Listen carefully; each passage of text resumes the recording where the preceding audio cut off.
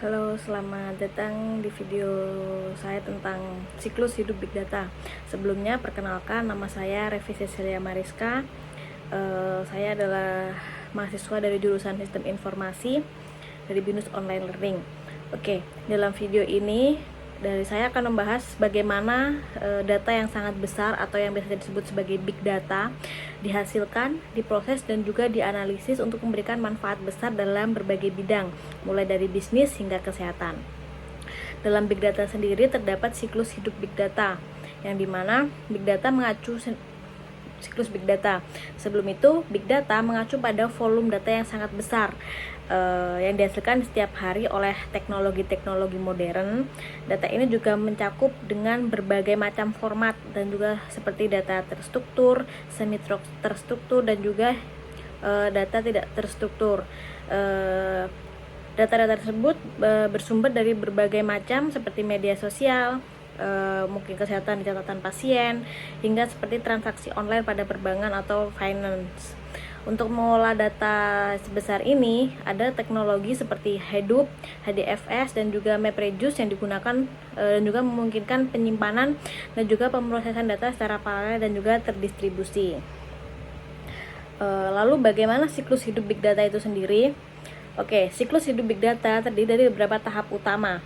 Yang pertama yaitu data generation atau generasi data. Pada tahap generasi data ini, data dihasilkan dari berbagai sumber seperti media sosial, sensor, IoT, dan juga pastinya transaksi. Formatnya beragam seperti yang sudah dijelaskan tadi, yaitu ada yang terstruktur, tidak terstruktur, dan juga semi terstruktur. Dari teks sederhana hingga juga sampai dengan gambar seperti gambar satelit. Nah, yang kedua yaitu agregasi data. Dari data-data yang mentah yang sudah dikumpulkan tadi, data yang dari berbagai sumber tadi, data mentah tadi dikumpulkan dan juga disimpan di platform penyimpanan seperti HDFS atau juga bisa NoSQL. Selanjutnya, data ini diproses melalui tahap pra-pemrosesan, yaitu lanjut lagi pada tahap ketiga yaitu data pra-processing atau pra-pemrosesan data.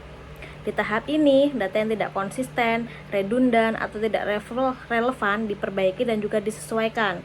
Pada tahap ini juga terdapat beberapa tahap lagi, aktivitas lagi. Yang pertama yaitu integrasi data, di mana kita akan menggabungkan data yang banyak dan juga bervariasi tadi dari berbagai sumber kita gabungkan jadi satu. Yang kedua dilakukan data cleaning atau pembersihan data. Pada tahap ini memiliki fungsi untuk menghilangkan kesalahan atau data duplikat atau mungkin mengisi data yang hilang dan juga menghapus data yang duplikat tadi ya, data yang berulang. Nah, lalu yang ketiga yaitu ada data reduction, di mana data reduction ini adalah untuk mengurangi volume data tersebut atau atribut yang tidak diperlukan tanpa kehilangan informasi penting. Jadi mungkin data-data atau informasi data yang tidak terlalu berpengaruh pada data tersebut tidak memiliki pengaruh apapun terhadap informasi tersebut bisa dihilangkan, sehingga ketika data tersebut dihilangkan tidak menjadikan informasi pada data tersebut itu berkurang atau menjadi beda informasi seperti itu. Jadi adanya mengurangi data-data yang tidak diperlukan seperti itu. Yang keempat yaitu transformasi data, yaitu mengubah data menjadi format yang lebih logis dan juga format yang bisa untuk dianalisis di tahap selanjutnya. Karena yang tahap selanjutnya adalah big data analytic. Nah, pada proses ini, setelah data diproses, analisis dilakukan untuk menemukan pola dan juga wawasan. Teknik seperti deskriptif analitik digunakan untuk memahami apa yang terjadi, prediktif analitik untuk memprediksi masa depan, dan juga preskriptif analitik untuk merekomendasikan solusi. Nah, yang terakhir setelah dilakukan analitik yaitu visualisasi big data. Data yang telah dianalisis tadi disajikan dalam bentuk visual yang mudah dipahami oleh pembaca atau stakeholder seperti grafik, diagram batang, atau bisa pie chart. Alat seperti biasanya ini menggunakan teknologi Tableau yang sering digunakan untuk membantu pengambilan keputusan berdasarkan big data yang sudah diolah dan juga dianalisis tadi. Sekian video dari saya, mungkin bisa membantu dari kita semua terkait big data. Mungkin sedikit penutup bahwa siklus big data ini memastikan data yang dihasilkan tidak hanya disimpan, tetapi data juga dianalisis untuk memberikan wawasan yang berarti.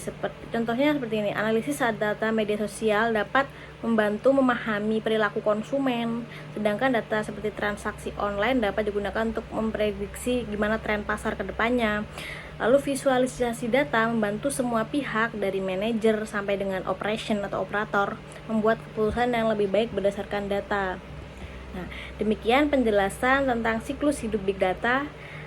Dengan kita memahami setiap tahapnya, kita dapat memanfaatkan data untuk menciptakan nilai yang nyata dan juga berguna untuk pengambilan keputusan di kedepannya atau di saat ini juga.